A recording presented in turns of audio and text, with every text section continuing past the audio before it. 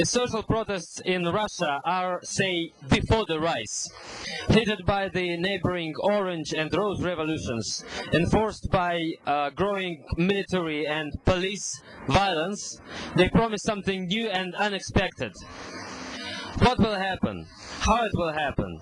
The protests against monetarization of privileges have just a little bit calmed down, but the new protests against the students' call for arms are expected. On the one hand, we have a completely degraded and spectacular TV, with advertising and a really flat kind of disinformation.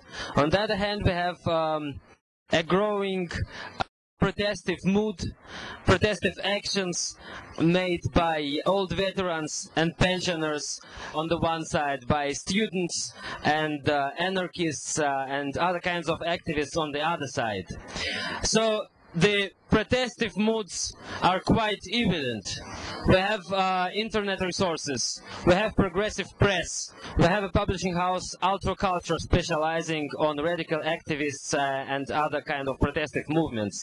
But the question is, who will bring all this mood into being? Who will realize all these protests against the predatory nature of capitalism? After the multiple cataclysms of the previous decade, most of social classes and stratifications are hidden. The question is how to move them from the shadow into light, how to give them expression, how to realize them. About this thing, I would like to ask the most prominent Russian author, Boris Kagarlitsky, who was probably the one giving voice to the Russian leftist movement through the previous decade. So Boris Kagarlitsky, director of the Institute of Problems of Globalization. Boris, please tell us, how have you been finding voice to the questions of Russia of 90s? I mean, the current situation was quite unclear. How you were defining what's happening? The important problem was not the liberal media not allowing leftists to express themselves. The most important problem was the society itself, because the society was facing massive dislocation. First of all, people were leaving their traditional social stratas, traditional social roles, which were typical for their existence in the Soviet Union. They were getting into the new social roles, new social strata, which was different and very often not clear for themselves. In that sense, you have a person who is not only unable to express his social interests, because he doesn't have a voice. But the problem is that he doesn't know what to say because his own interests are contradictory.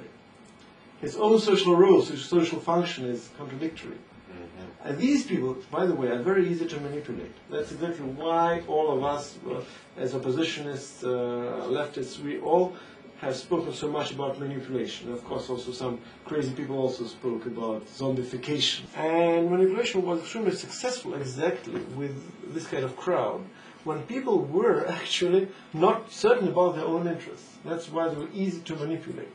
But we have to find ways how to explain to Russians what's going on and what is being discussed internationally, and to bring our questions to Europe and to the world as well. And this is a question of us theoreticians, I would say.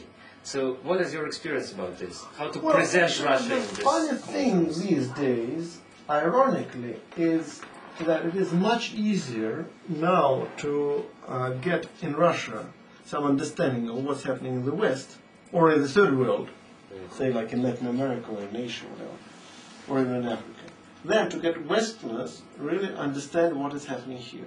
The Russian left is eager to absorb new ideas and new information and different news and so on. The real problem we are facing is not that of Russians not being able to learn anything or something, but Western left has a totally different system of expectations and views on Russia. At international meetings, I find it increasingly difficult to put forward some proposals representing the agenda generated by the Russian left.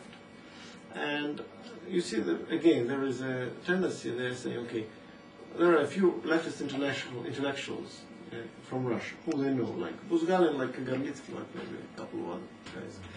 And they're quite happy just to have a few nice progressive leftist Russians along with the rest of the progressive crowd.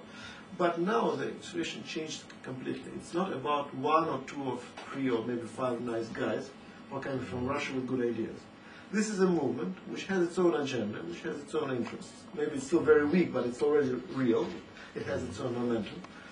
And it wants to be expressed, and it wants to be accepted as part of the international movement. Okay, and that's why I would like to finish with the question, what do you expect to happen in the nearest future? My prediction is that we are going to get into a very revolutionary phase. Whether it will be a revolutionary process which ends up with a victory, this is something you cannot predict. It can end up quite badly. But even if we speak about other post-Soviet republics like Ukraine and Kyrgyzstan, the story is not over.